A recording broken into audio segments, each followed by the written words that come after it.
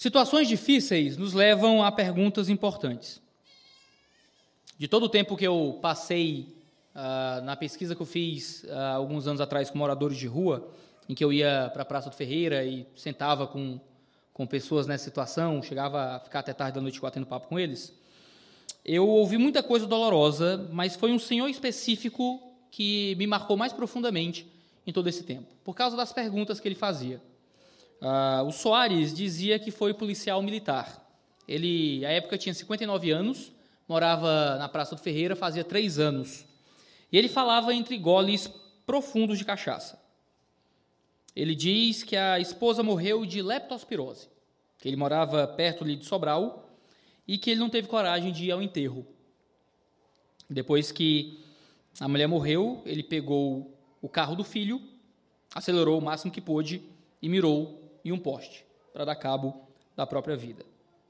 Não morreu, obviamente, passou alguns dias de coma, teve algumas cirurgias e foi do hospital direto para a rua porque não tinha coragem de olhar nos olhos dos próprios filhos. Ele bebia e chorava, ele soluçava e então perguntava: por que Deus fez isso comigo? Ele bebia um pouco mais e dizia: por que Deus fez isso comigo? E repetia, e falava: ela era tão boa, da esposa dele. Ela era tão boa, foi minha primeira mulher, nunca quis outra, por que Deus fez isso comigo? Bebia e chorava, tragava, soluçava, olhava nos meus olhos e perguntava: por que Deus fez isso comigo? Essa é uma pergunta muito séria e muito forte, porque tempos de dificuldade nos levam a perguntas difíceis. Foi em 15 de março de 2022, foi 15 de março de 2020, que foi a última vez que a gente teve um culto normal. 15 de março de 2020. O pastor Davi foi o pregador daquela noite. Eu lembro muito bem, porque eu peguei a Catarina, que na época tinha 7 meses, e trouxe para o berçário, para a Isa, uma mãe cansada de uma criança de 7 meses, poder ouvir um culto com alguma tranquilidade. E só tinha 2 crianças no berçário, e até onde me consta, os únicos adultos dentro da sala eram eu e a Marinês, se eu lembro bem. Por isso a porta ficou ali aberta, e eu fiquei tentando pescar alguma coisa do sermão. O pastor Davi estava pregando em Colossenses 1, 21 a 23, falando sobre a centralidade da reconciliação. De tudo que eu consegui pescar do sermão, teve uma frase que me chamou muita atenção. Eu lembro que eu ouvi ela enquanto ele pregava. O pastor Davi disse o seguinte, abre aspas: nenhum de nós pode sair daqui achando que sofreu o suficiente para ser salvo. Nenhum de nós pode sair daqui achando que sofreu o suficiente para ser salvo. No dia seguinte, pela manhã, foi decretada a emergência em saúde pública no Ceará. Fechou tudo. Não podia existir mais cultos públicos. Era 15 dias para achatar a curva. 2 anos depois, a gente está aqui. A gente passou por um período sem poder sair de casa, enfrentamos lockdown, enfrentamos as mais variadas imposições do que significava trabalho, abrir as nossas empresas. Muitos de nós adoecemos, muitos de nós perdemos entes queridos, muitos de nós enfrentamos ansiedade e depressão, vários perdemos dinheiro, vários perdemos nossos negócios. E no meio disso tudo, você pode ter feito muitas perguntas para Deus. Você pode ter questionado por que é que Deus deixou que o seu negócio, que você lutou tanto para manter, falisse. Você pode ter perguntado por que é que o seu parente, que você tanto amava, partiu. Você pode questionar por que é que até hoje você sofre os efeitos emocionais e psicológicos desse tempo de pandemia, de medo, de isolamento, de luto. O texto que a gente vai ler hoje é um texto que fala sobre perguntas. É o texto de Marcos 4, 35 a 41, onde 3 perguntas são feitas no mar. A gente cantou algumas músicas que falam sobre essas perguntas, como a música Sossegai, que nós cantamos há pouco, onde os homens perguntam: mestre, não te importa que morramos?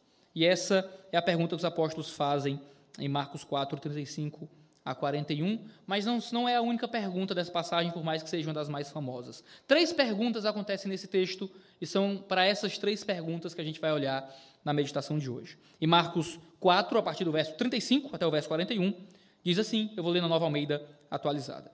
Naquele dia, sendo já tarde, Jesus disse aos discípulos: vamos passar a outra margem.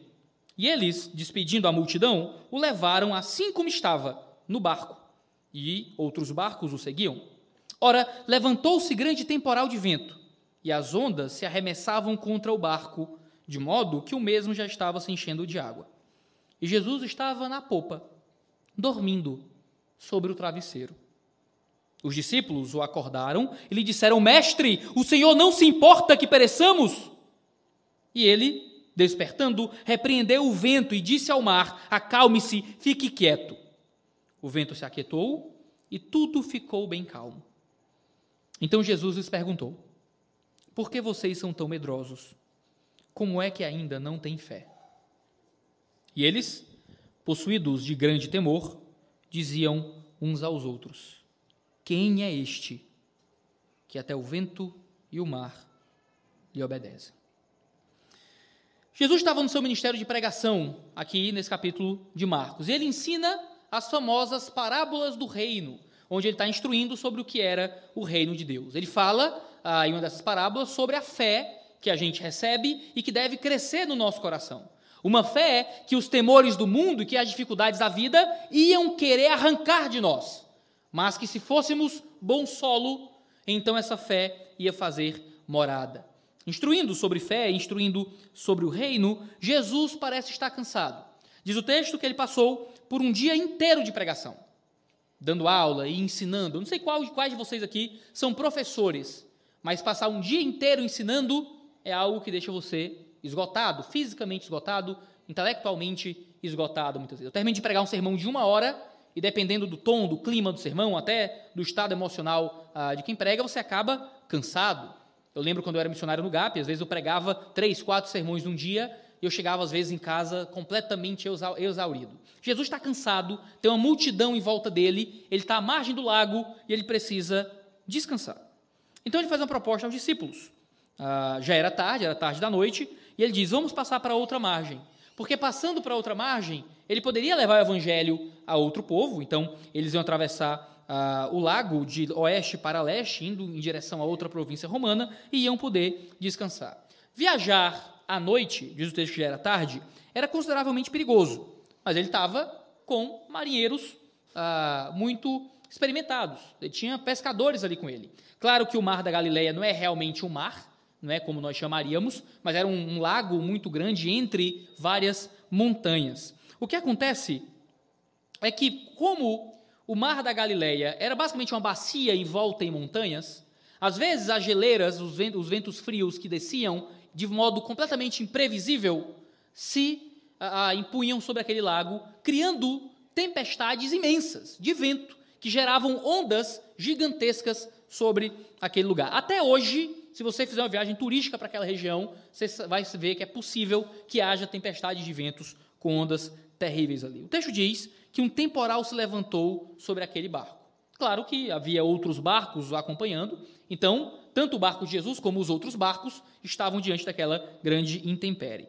Diz o texto que as ondas se arremessavam contra o barco. Então, você tem um pequeno barco de pesca com ondas se arremessando contra esse barco. No Evangelho de Mateus, que também narra esse acontecimento, diz que as ondas cobriam o barco. Então pense no cenário em que você está no mar da Galileia, você tem uma tempestade de ventos, com ondas maiores que o barco, se impondo sobre o barco e batendo nesse barco. Era uma tempestade que não tinha como prever. Para aqueles homens, eles não tinham recursos à disposição que os ajudasse a prever aquele mal que viria sobre eles. E eles eram pescadores experientes, e mesmo assim, aquela tempestade foi interpretada como um risco terrível. Eles ficam amedrontados, eles têm medo dessa tempestade imprevisível e inadministrável. Queridos, a vida é cheia disso. Esses homens estavam diante de um risco físico e pessoal. Não era simplesmente um risco na área moral, eles não estavam diante do pecado, eles estavam diante da dificuldade. Uma dificuldade imprevisível e inescapável, como a que nós passamos nos últimos 2 anos. Por mais que alguns profetas do passado surgissem por aí, quem poderia prever o que aconteceria no nosso mundo nos últimos 2 anos? E por mais que nós estivéssemos preparados de muitas formas, como nos preparar por um vírus como esse, por uma doença como essa que nos atacou de tantas formas. Os políticos propuseram as mais variadas alternativas, os virologistas discutiram e disseram como as coisas deveriam ser, tentamos todos, que não somos especialistas em nada que envolva saúde pública, nos adaptar àquilo que nos era ensinado e constantemente repetido, as informações eram cada vez diferentes e no Zap a gente recebia umas coisas que iam contra aquilo que a gente via em outros lugares, e todo mundo nervoso, preocupado, e agora, como a gente administra isso? Como a gente lida com isso? As ondas bateram nos nossos barcos. Você não podia mais abrir a sua empresa, e você dependia de venda para sobreviver, e talvez as coisas não foram para onde podia ir. Até hoje, certos mercados, certos ambientes, não funcionam mais como funcionaram antes da pandemia. Alguns de nós ainda têm medo de sair na rua. Tem medo de ficar sem máscara, tem medo de cumprimentar desconhecidos. Nós ainda sofremos os efeitos das ondas que bateram nos nossos barcos. É interessante que eles estavam no mar. O mar, na cultura judaica, era um símbolo do abismo. O mar era o intransponível, o mar era o assustador, os monstros habitavam no mar. O mar era um símbolo no Antigo Testamento, até mesmo das trevas mais profundas. Hoje a gente imagina no inferno como algo que está no centro da terra, não é? No nosso imaginário moderno, o céu fica para cima, o inferno fica para baixo. Para eles, o inferno ficava no mar. Era no abismo do mar, era no profundo do mar, onde habitava aquilo que era mais fundo e assustador. E Jesus traz lições preciosas para aqueles homens no mar. Veja, Jesus estava ensinando com palavras acerca do reino. Mas Jesus ia fazer esses homens aprenderem sobre a fé, não só através do ensino oral. Jesus ia colocá-los na tempestade. Jesus ia colocá-los sobre o abismo, colocá-los sobre as portas da morte, fazer com que ondas maiores que o barco se impusessem sobre eles, e ali eles iam aprender coisas que eles não iam conseguir aprender só ouvindo Jesus falar. Porque a verdade é que é maravilhoso aprender sobre a fé aqui, onde alguém abre a Bíblia, alguém prega o Evangelho, ensina, você vem para a escola bíblica dominical, pastor Valber te ensina com maestria, com profundidade sobre a pessoa de Deus, você abre a sua Bíblia, compra um livro teológico, tudo isso te ajuda, te ensina, mas existem lições que Deus só nos entrega no meio da tempestade. É só quando o barco periga virar, é só quando a onda é maior que o barco, que a gente aprende algumas coisas sobre o reino, que a gente não aprenderia só através da mente. Porque nós não somos apenas cérebros, nós também aprendemos pelas experiências. E nós somos ensinados sobre confiança, não apenas lendo na palavra que devemos confiar em Deus, mas quando passamos pela provação e encontramos motivo para confiar em Deus. Deus nos coloca em más circunstâncias justamente para nos ensinar coisas que nós não aprenderíamos apenas na sala de aula da fé. Existe dever de casa, existem exercícios práticos, justamente porque, às vezes, só aprendemos quando colocamos em prática. Jesus coloca esses homens na prática da fé. Isso significa que, se nós somos ensinados por Deus, se nós queremos discipulados, queremos crescer no Senhor, precisamos estar preparados para as ondas que cobrem os nossos barcos.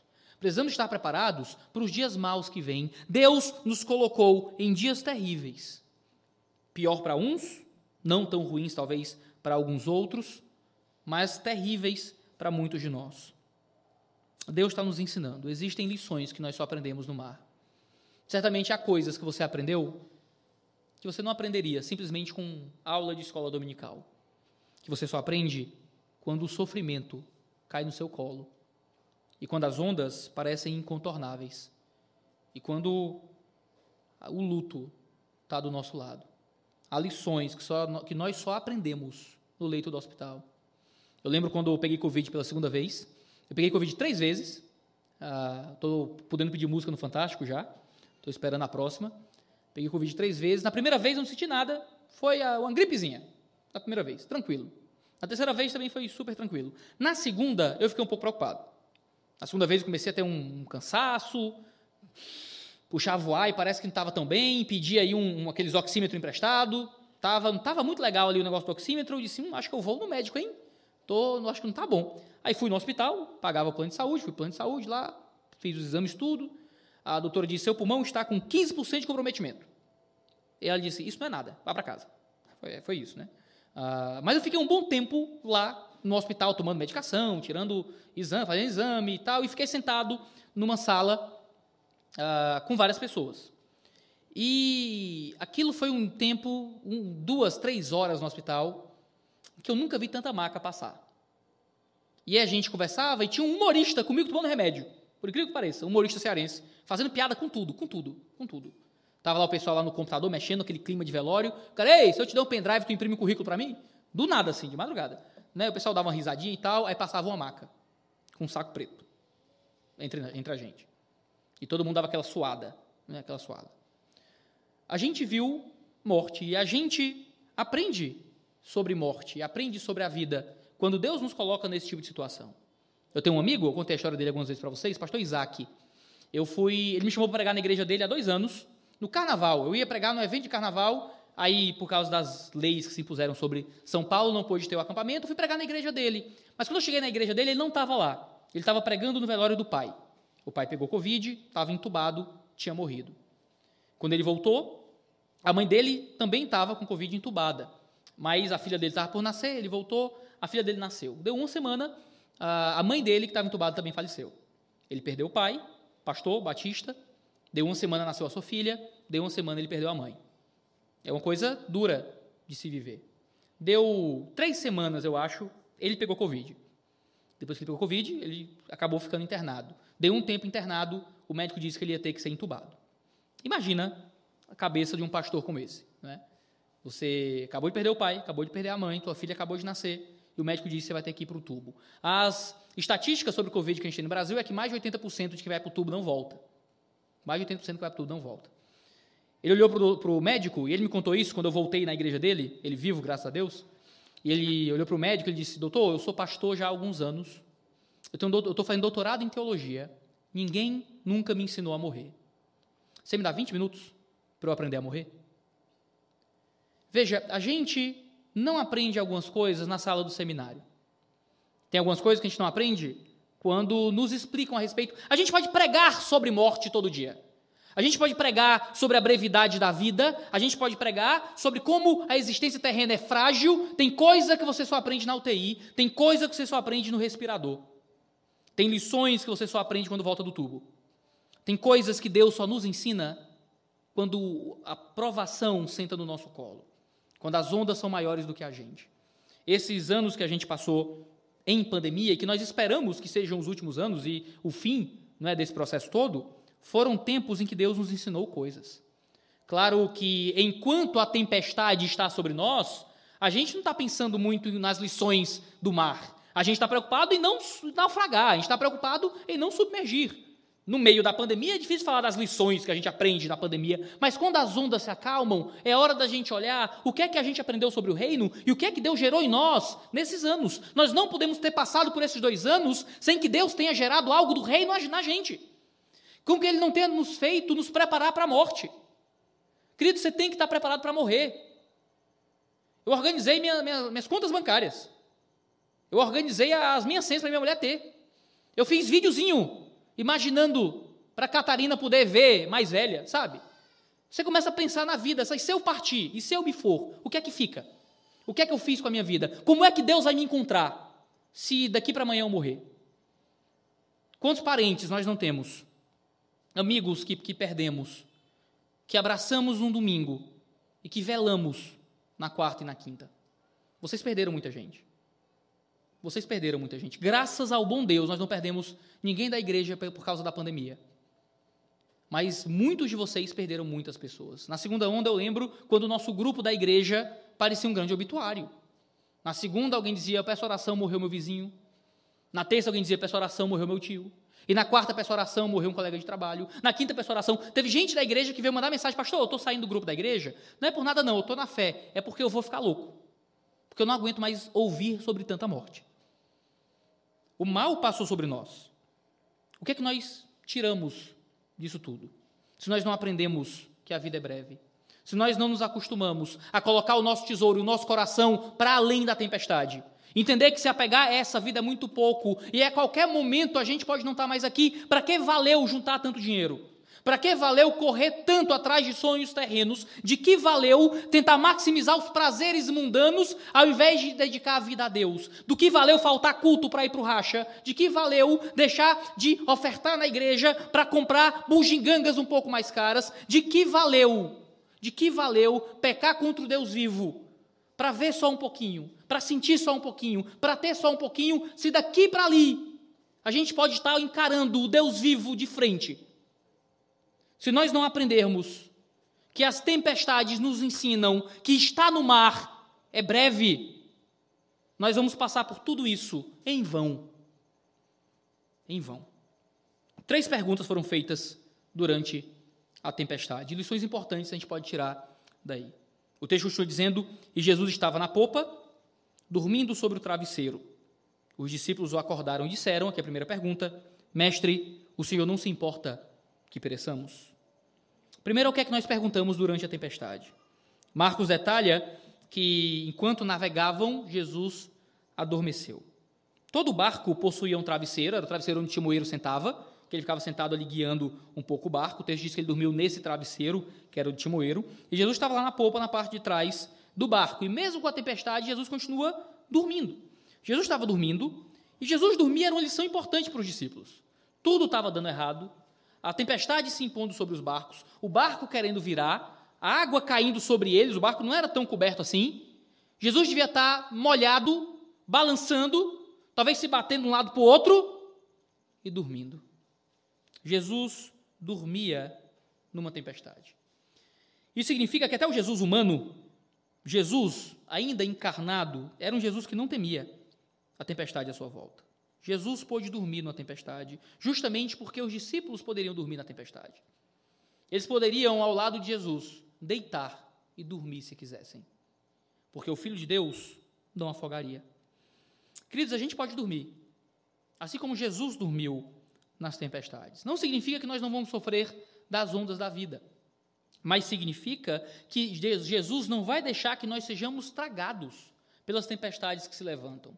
E veja, quando a gente fala de tempestade, quando a gente fala sobre ondas e barcos, a vontade é de fazer uma bela metáfora sobre você vencer suas dificuldades e circunstâncias difíceis. Então veja, você está tendo que pagar suas contas, Deus vai te ajudar, durma na tempestade. Você está doente, Deus vai lhe curar, durma na tempestade. Não é nada disso. As ondas estavam sobre eles, as dificuldades estavam sobre eles, mas eles poderiam ter a certeza de que o propósito de Cristo ia se cumprir neles, de que se o Cristo ia cumprir o seu objetivo de viver, levar o evangelho e morrer naquela cruz, eles estavam seguros na obra perfeita de Cristo. E eles podiam confiar na soberania de Deus e na obra de Deus. Nós podemos confiar na obra de Cristo. E ainda que as dificuldades se imponham, e ainda que os nossos barcos quebrem, e ainda que as nossas empresas afundem, que a gente perca o emprego, que a gente perca a nossa saúde, que a nossa sanidade desapareça por um tempo, nós temos confiança de que nós estamos com Ele no nosso barco, e que Ele permanece conosco, e que Ele nunca vai nos abandonar, e que nós nunca vamos perdê-lo, e que nós nunca seremos jogados fora. Queridos, nós podemos enfrentar qualquer tempestade dessa vida, porque há um Cristo no barco que nos sustenta durante a tempestade. E ainda que a gente perca tudo, ainda que perca a saúde, ainda que perca emprego, ainda que perca a sanidade, ainda que perca o bem-estar, ainda que perca os parentes, ainda que perca a vida, há um Cristo que nos mantém e nos sustenta nisso tudo. E sabemos que ao atravessar do rio, estaremos face a face dele, que nos sustentou durante a tempestade. Nós temos fé e segurança de que nenhuma dor dessa vida vai ser o bastante para nos tirar dele. Nós temos fé e segurança de que não importa o que ele arranque de nós, não importa o que afunde no mar, ele continua conosco. Mas veja, eles então acordam Jesus. Há um Jesus que parece indiferente aos problemas da igreja, há um Jesus que parecia indiferente às necessidades daqueles homens na tempestade, mas esse Jesus não estava indiferente. Ele dormindo traz justamente essa lição. Eles acordam Jesus e dizem que vão perecer. Parece que era o fim, que tudo ia acabar. De que então eles morreriam por causa daquela tempestade. Mateus diz que os discípulos acordaram Jesus dizendo: Senhor, salve-nos, nós estamos perecendo. Lucas registra dizendo a mesma coisa: mestre, estamos perecendo. Aqueles homens perceberam a tempestade, entenderam que o mal da tempestade cairia sobre eles, e então temem e chamam por Jesus. O problema, muitas vezes, é esse medo que nós temos que a tempestade nos destruirá. Quando as ondas se levantam e as tempestades nos alcançam, a certeza que temos, geralmente, é que seremos todos destruídos, que será o fim da nossa vida, que será o fim da nossa fé, de que tudo que nós temos de mais importante vai embora, e vai embora porque as ondas são maiores do que nós. Mas existe uma coisa interessante aqui. Marcos não registra como Mateus e como Lucas registram. Mateus e Lucas dizem: mestre, vamos perecer, mestre, morreremos. Mas a pergunta que é registrada aqui em Lucas é muito mais profunda, é muito mais forte. Marcos diz: mestre, segundo o registro dele, mestre, o Senhor não se importa que pereçamos? Veja, isso é muito mais profundo e é relativamente esquisito. Porque os discípulos entendiam que Jesus podia fazer alguma coisa no meio da tempestade. Por isso que eles perguntam se Jesus se importa, porque Jesus poderia resolver. Mas o fato de Jesus estar dormindo, aparentemente, faria com que a tempestade os matasse. Então eles criam no poder de Deus, mas não acreditavam que Deus se importava.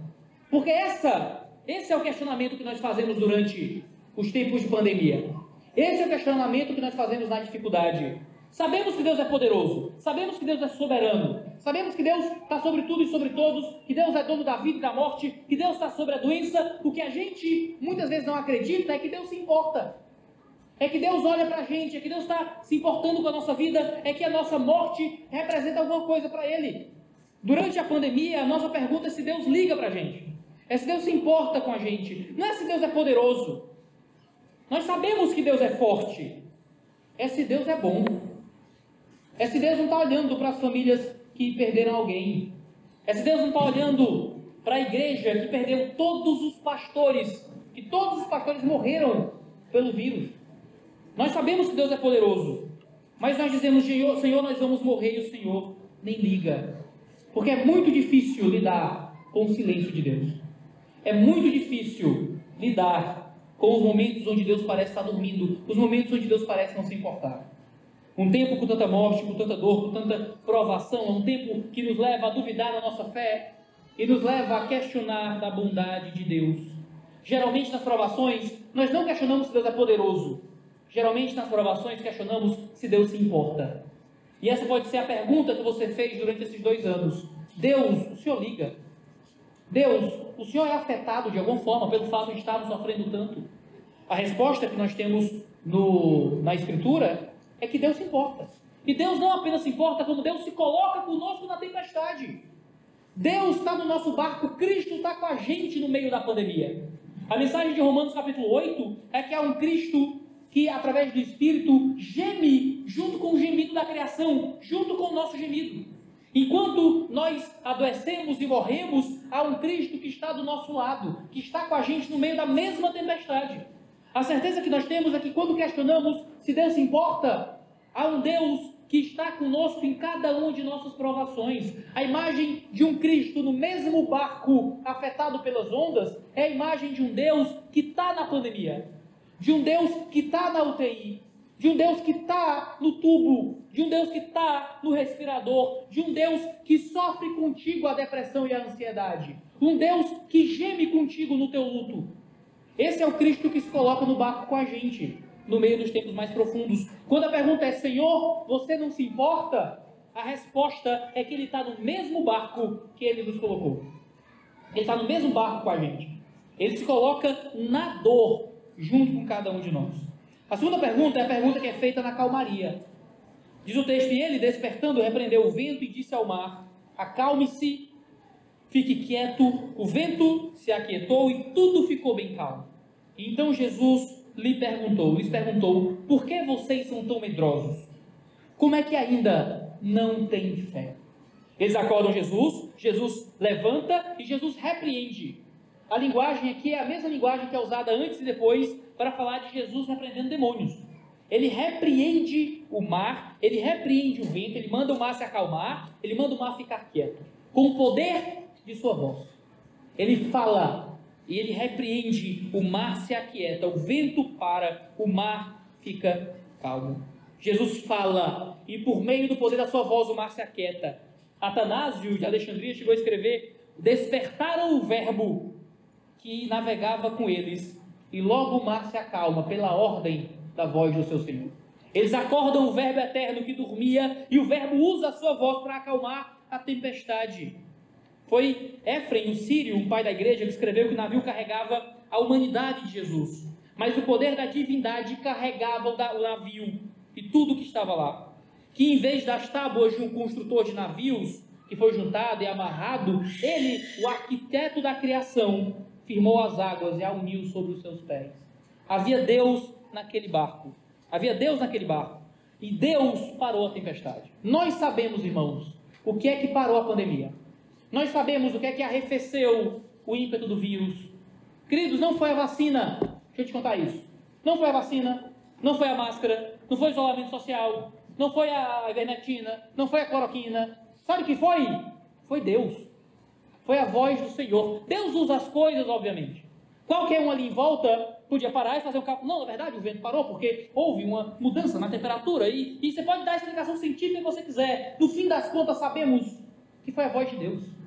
No fim das contas, sabemos que o que deu cada um dos pequenos aspectos de inteligência, aquilo que forneceu conhecimento técnico, aquilo que deu recursos, tudo o que caminhou para que nós possamos ter hoje vacina, para que tenhamos tratamento, para que haja formas de sobreviver e de impedir o avanço da pandemia, tudo isso veio diretamente da mão do Senhor.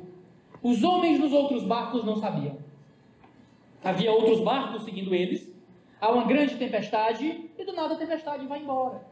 E eles podem dar as mais variadas explicações. O mundo diz glória à ciência, glória à vacina, glória aos avanços técnicos e tecnológicos, e nós sabemos o que é que está por trás de cada um dos avanços técnicos. Sabemos o que é que está por trás de cada pequeno avanço em saúde pública. O que está por trás de tudo isso é a palavra do Verbo. O Senhor nos protegeu, o Senhor trouxe vacina, o Senhor trouxe cura, o Senhor trouxe misericórdia, o Senhor diminuiu a taxa de mortes. Ele é que está por trás de tudo, é Ele que acalma a tempestade pelo poder de sua voz. Os homens não sabem disso, pessoas em outros barcos não fazem ideia, mas nós que estamos no barco com Cristo sabemos.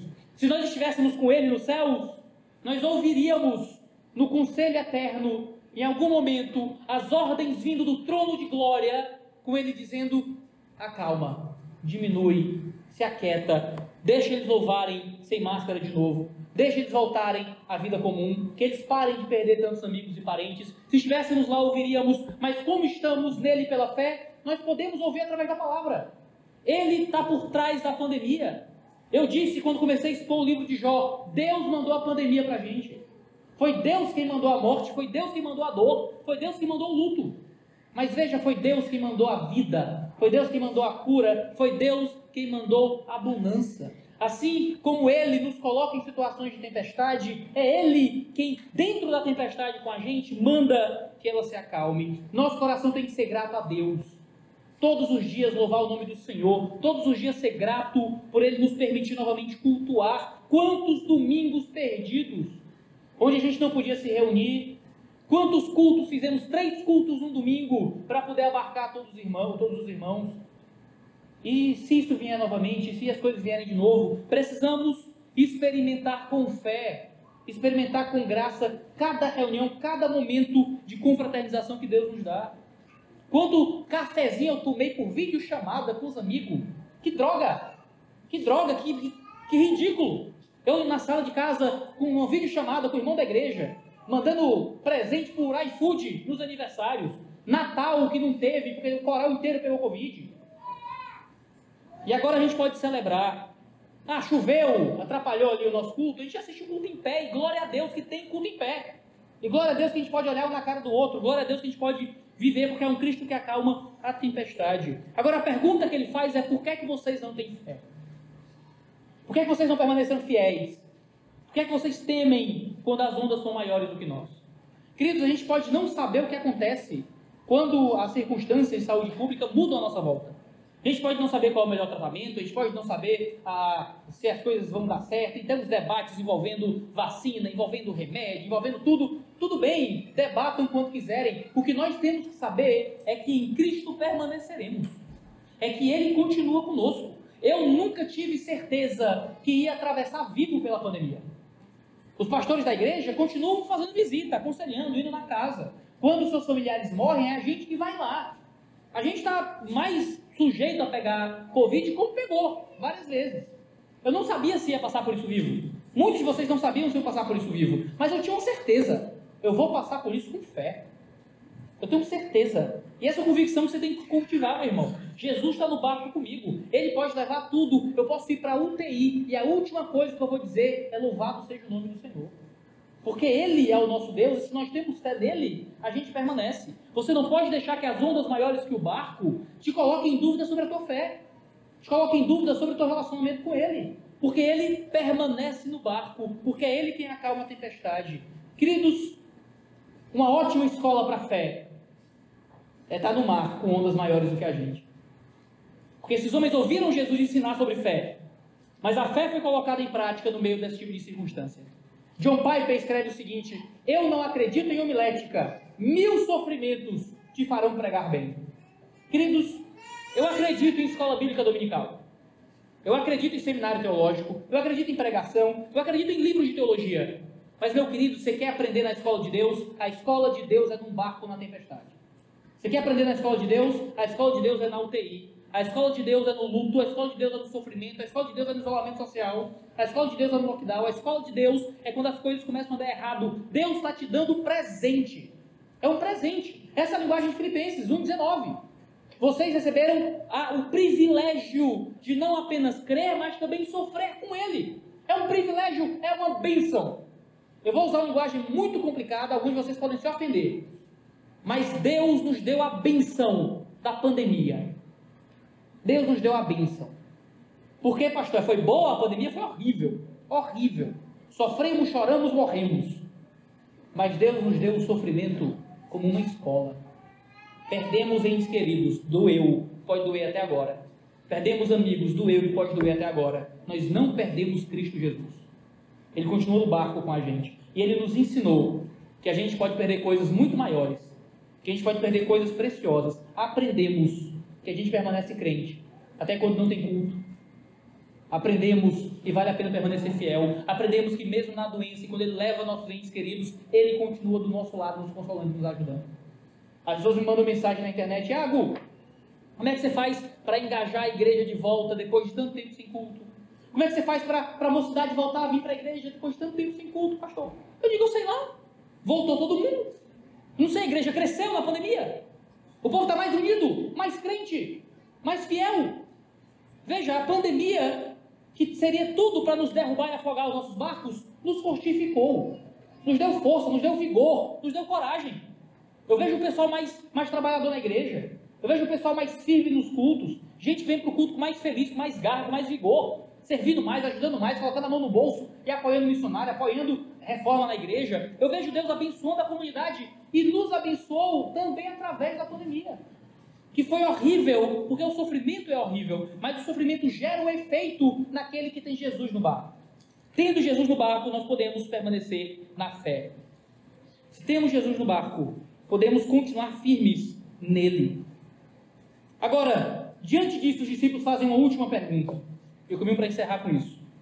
Eles olham uns para os outros e dizem: e eles, possuídos de grande temor, diziam uns aos outros: quem é este que até o vento e o mar lhe obedecem? Mateus diz que eles ficaram admirados. Lucas diz que eles ficaram possuídos de temor e admiração. Aqui em Marcos, os três elementos são colocados juntos: a grande tempestade, a grande bonança, o grande temor. Ele usa mega no grego, grande, nesses três fatores. Há uma grande tempestade, há uma grande bonança, mas há um grande temor. Quando eles veem Jesus acalmar a tempestade, eles temem diante do poder de Deus. Eles contemplam o poder do Senhor, a grandeza do Senhor. E eles mudam a pergunta. A pergunta antes era: Deus, você não se importa? A pergunta agora é: quem é esse? Quem é esse? Quem é esse? Queridos, foi Deus quem abriu o mar vermelho. Foi Deus quem mandou a tempestade sobre Jonas e depois a parou. É Deus que vai ter uma glória que enche a terra como as águas cobrem o mar. É no Salmo 89, 8 e 9 que nós lemos: ó Senhor, Deus dos exércitos, quem é poderoso como Tu és? Senhor, com a Tua fidelidade ao redor de Ti, dominas a fúria do mar, quando as Tuas ondas se levantam e Tu as acalmas. É no Salmo 93 que nós lemos: levantam os rios, ó Senhor, levantam os rios do seu bramido, levantam os rios do seu fragor, mas o Senhor nas alturas é mais poderoso do que o bramido das grandes águas, do que as poderosas ondas do mar. Quem é esse? Porque a única resposta tinha que ser Deus. Deus está nesse barco. Deus passou por aqui. Deus está aqui com a gente dentro da tempestade. Deus está atravessando o mar com eles. Há lições preciosas na tempestade. E aquela não era a última tempestade que eles passariam. Nem a última tempestade que passariam com Jesus. Você está em Marcos capítulo 4. Em Marcos capítulo 6, os discípulos atravessam o mesmo mar. De noite de novo. E Jesus tem novas lições para ensinar na tempestade. Mais uma vez os ventos sopram. Em Atos, Paulo estava em um barco e Paulo naufraga, passa 3 dias, passa um dia na verdade, náufrago, agarrado num pedaço de madeira no mar. Queridos, passamos por uma pandemia, mas e as próximas, se houver? Passamos por um problema de saúde pública, e se depois for guerra? E depois for falta de água, e se depois for falta de recurso, de alimento, e se a pandemia voltar? E se daqui a pouco volta e tem uma nova diabo qual o nome? De variação? Variante, isso. É a Ômicron, a Delta, chega aí a Magna, pior. A gente não sabe o que está à nossa frente. Outras tempestades podem surgir e novas lições podem vir, novas tempestades. Deus pode nos colocar no barco de novo. E veja, nós não podemos viver a nossa vida na esperança de dias melhores sempre. Os dias podem piorar sempre. A gente passou pela primeira fase, o pastor Valber subiu no púlpito ali, trouxe aquela profecia a um profeta nessa igreja, Paulo Tiberio, e disse: passamos por tudo isso, e se esse for só o esquenta da pandemia. A gente estava achando que quando virasse, 2020 para 2021, né, ia ser um folheto de testemunho de Jeová. A criança brincando com um leão, aquele negócio bonito e tal, tudo em paz. A doutora Vera fez a pergunta que ninguém levou a sério: e se for só o esquenta?